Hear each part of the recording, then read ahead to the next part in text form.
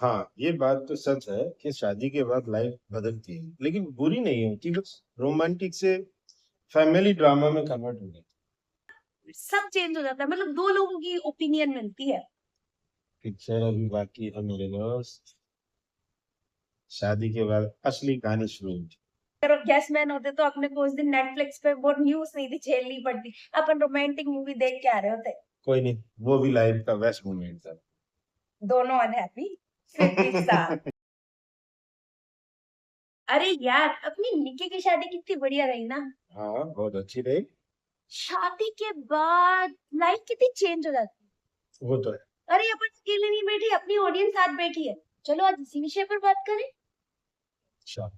Hello दोस्तों, मैं हूँ सपना गर्ल, ये है मेरे प्यारे हस्बैंड प्रवीण कुमार गोयल। आज हम बात करेंगे शादी के बाद लाइफ कैसे बदलती है।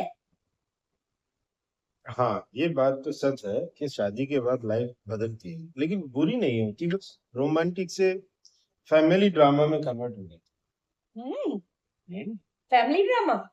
अच्छा। हाँ, पहले सोचते हैं शादी तो बस दो लोगों का मेल है।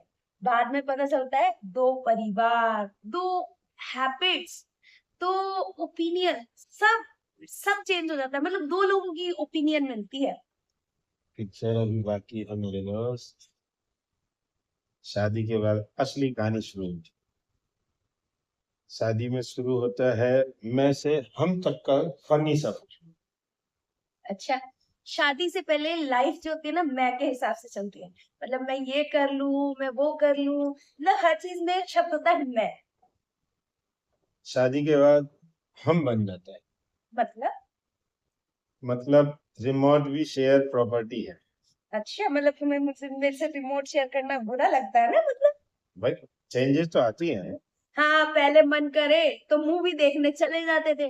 अब तो पूछना पड़ता है, अपन मूवी देखने चले। सही बात है। हाँ, और जवाब क्या आता है?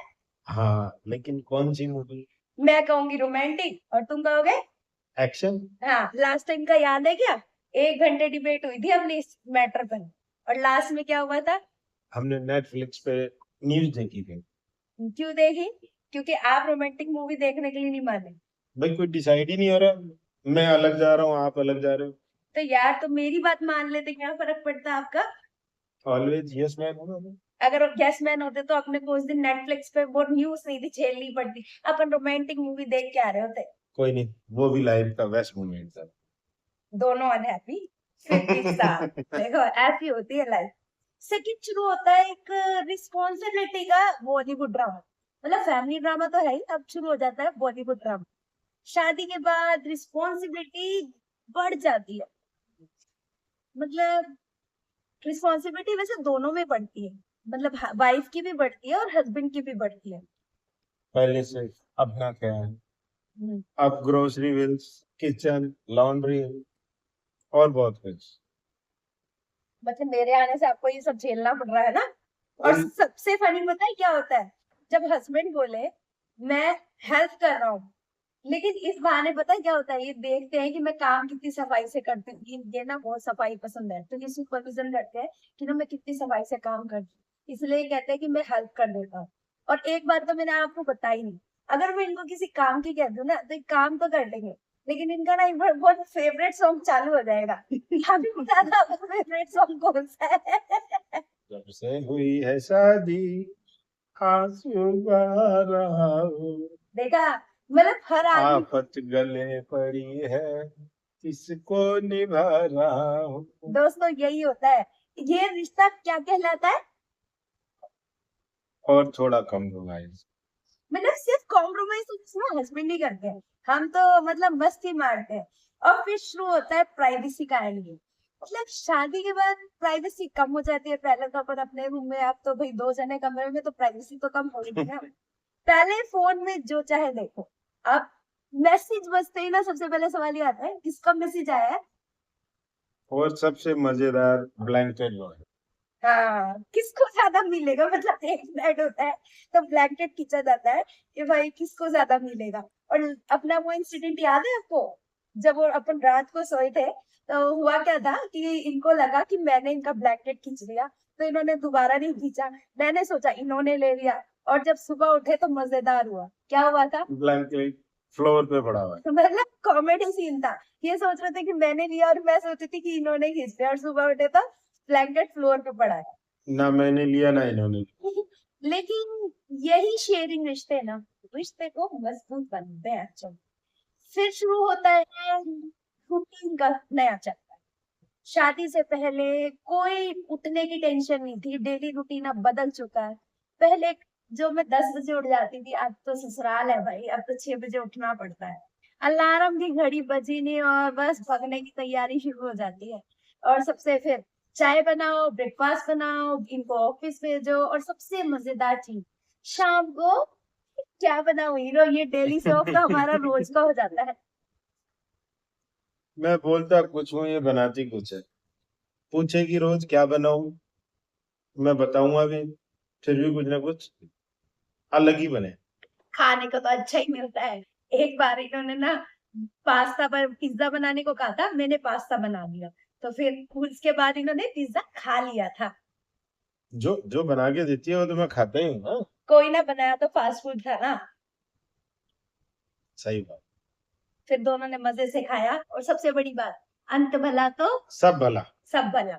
तो हम लोग ना एडजस्ट कर लेते हैं इसी तरीके से। मुझे लगता है कि हर हस्बैंड एडजस्ट कर लेता है, वैसे ना वाइफ ही ज्यादा ना चढ़ के रहती है, हस्बैंड तो कॉम्प्रोमाइज कर ही लेता है।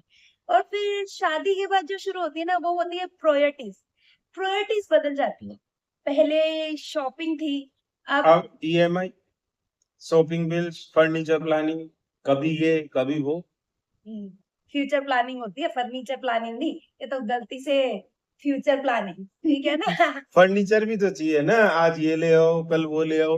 हाँ, वो तो कभी कभार का होता है, वो तो एक बार आया जो हो जाता है। फिर भी कभी मैं बोलूँ ना एक ड्रेस के लिए दिला दो, तो फिर क्या कहते हो, बजट नहीं है।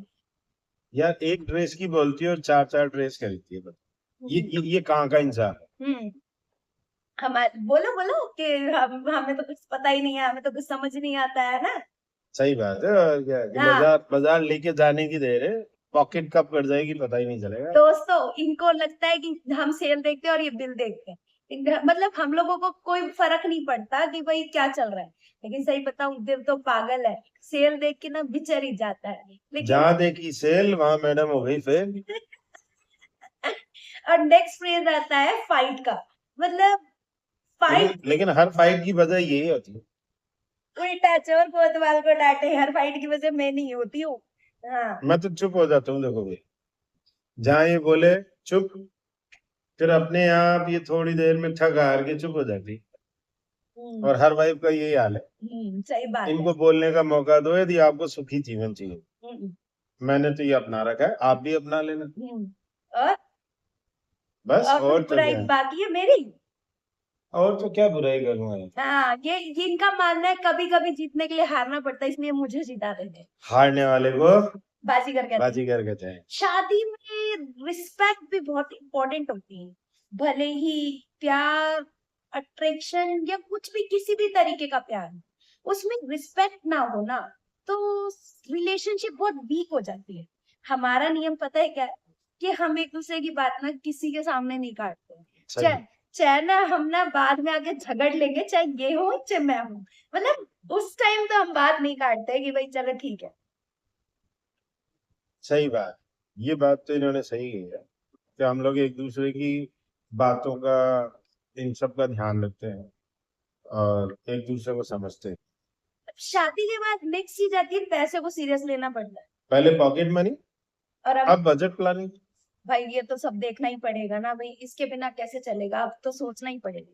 सब कुछ सोचना पड़ता है। पहले प्रायोरिटीज जहां हम खुद थे, अब बच्चे हो जाते हैं। बच्चों के बाद सेकेंडरी पे मैं आती हूँ, और ये खैर अपने आप को तो कहीं गिनते ही नहीं है बेचारे। ये तो अपने आप को मतलब मैं बेचारा। ये तो कॉम्प्रोमाइज कर लेते हैं, ये तो अपने आप को लास्ट में रखते हैं, ऐसा नहीं है। ये बिल्कुल सही बात है कि हस्बैंड सबसे ज्यादा कॉम्प्रोमाइज करते हैं। लाइफ लेसन कॉम्प्रोमाइज में हैप्पीनेस। लेकिन ये हमको भी सोचना चाहिए, लेकिन हम लोग कम सोचते हैं, ये लोग ज्यादा सोचते हैं, ये बात बहुत जरूरी है। और शादी के बाद जरूरी एक चीज और होती है, वो होती है जॉइंट फैमिली वाइब्स।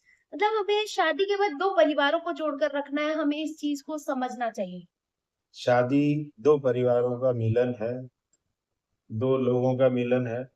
सिर्फ एक हम दोनों ही नहीं है, हमारे साथ और भी बहुत सारी जिम्मेदारियां हैं जो शादी के बाद ऐड होती हैं।